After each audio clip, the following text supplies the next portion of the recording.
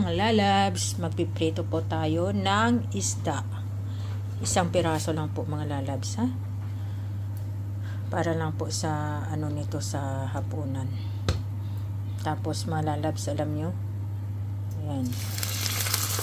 Lagyan po natin mga lalabs ng ito. May lemon po ako dito, sausawan, kamatis, at saka sibuyas bombay. Lagyan po natin ng soy sauce. May silver swan po ako doon mga lalabs. Kaya isang piraso lang ang prito ko. Kasi bukas nga, 'di ba, sabi ko mag-ano ako anong tawag to? Sana kanina, sana ngayon pala ako apritada. Pagod ako mga lalabs, galing ako sa sa meeting ng anak ko. Gabi na kami dumating, kaya nilinis ko lang yung isda. Sabi ko mag-apritada sana ako. Sabi ko ay total 7 piraso naman yung isda ko. Kinuha ko na yung walang kapartner kasi pangit naman malulungkot sa loob ng freezer. Malamigan siya doon, wala siyang yayakapin, di ba mga lalabs? Kaya kinuha ko na siya. Sabi ko prituhin ko na lang. Kaya ito, nagpiprito ako para sa hapunan. Ang oras po dito ngayon is alas 6 na. 7 minutes past 6 o'clock mga lalabs.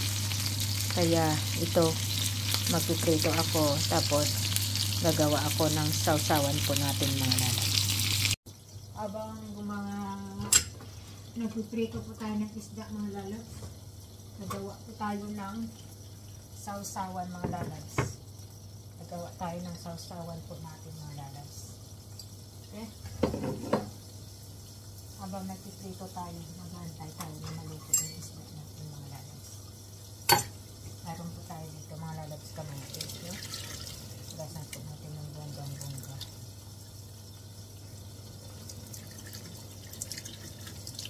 Parang yung ganda na himas natin, yung parang yung nalihimas tayo ng itlog. Yan mga lalabs. Tapos ito mga lalabs, may lemon po tayo dito. Yan. Maganda, no? Ganyan-ganyan yung mga bilog na hawakan natin, no? Yan. Yan yung mga lalabs. Masarap. Ito din mga lalabs. Bilog din. Ublong. Ublong din to. Ito bilog. Halakan muna natin mga lalabs.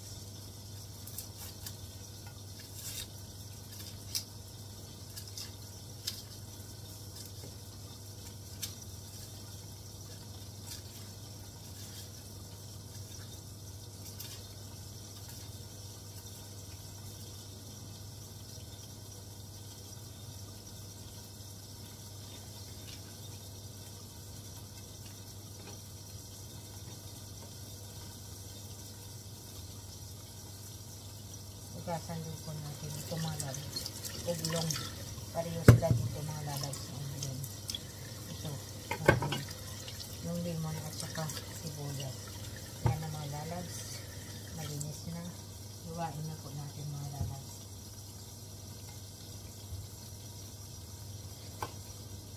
Tanggalan natin dito kung saan kumakabit yung tangkay pag nasa puno pa siya ng kamatis. Iwain po natin mga lalabs ng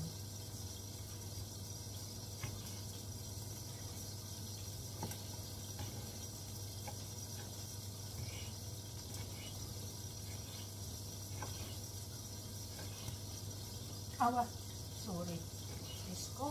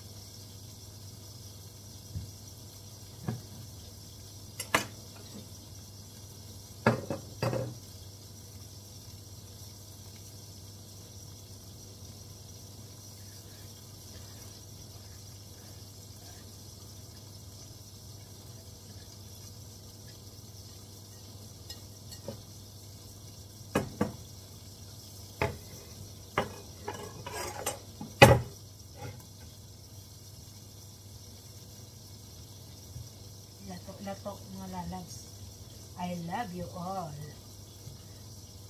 I love you all, mga lalabs.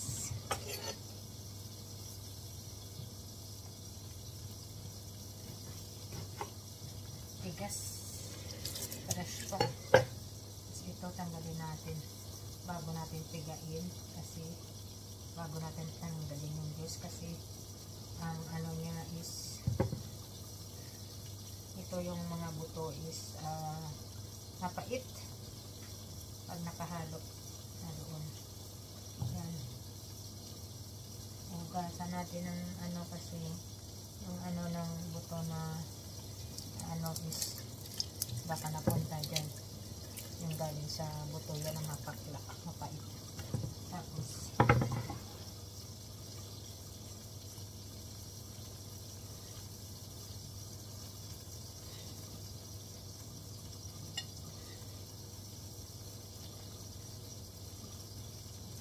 hindi ako gumagamit mga lalabs ng suka. Ito lang ginagamit ko.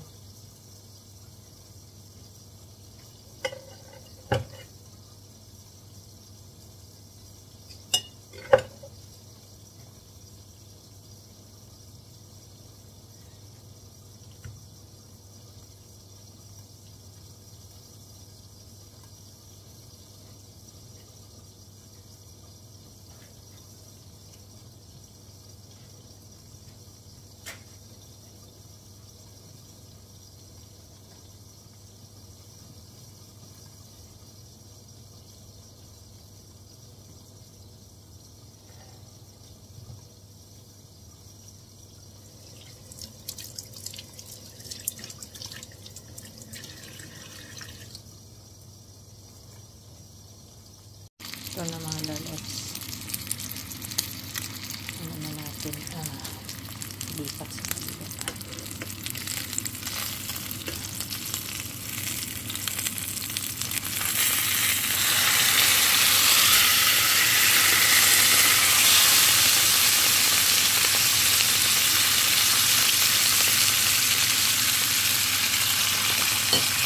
Takpan natin mga lalabs para hindi nakasalpit yung mantika.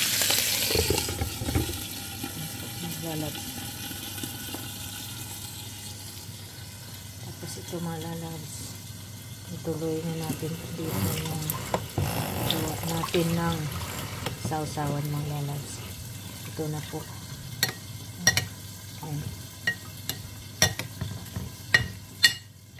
Lagyan na po natin ito ng toyo at saka asin, paminta mga lalabs, no?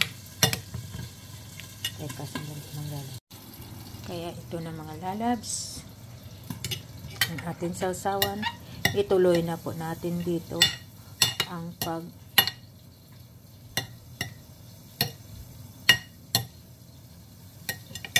lagay natin ng toyo mga lalabs. Lagyan natin ng toyo.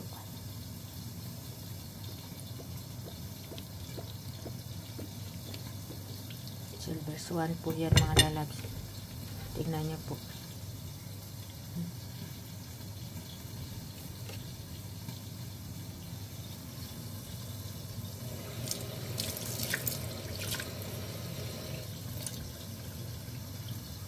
Tapos po mga lalabs, paminta.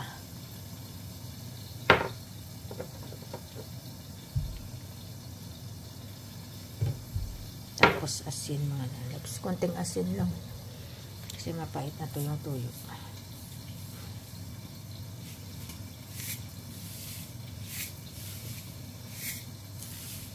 Yan lang mga lalabs. Yan na po ang sausawan natin. Kamatis, sibuyas, lemon, tsaka Silver Swan, toyo, Silver Swan soy sauce, nilagyan natin ng paminta at saka asin po mga lalabs.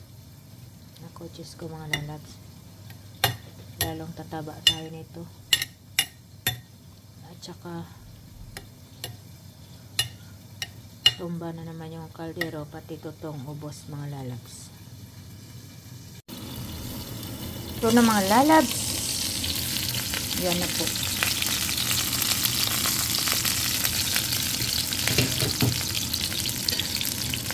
Binaliktad ko na po mga lalabs.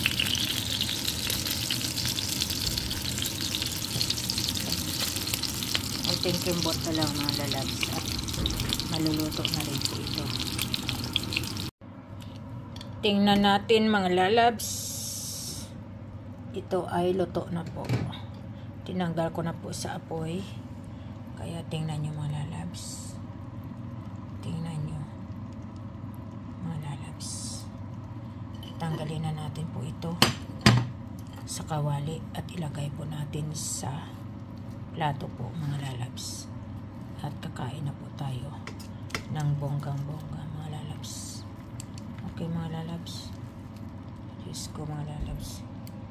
Parang hindi ko makuha mga lalabs ah.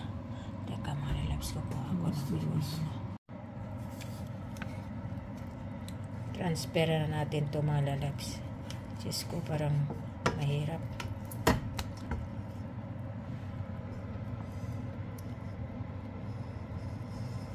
Okay mga lalabs. Hanggang dito na lang po. Salamat po mga lalabs. Yan na po. Masarap.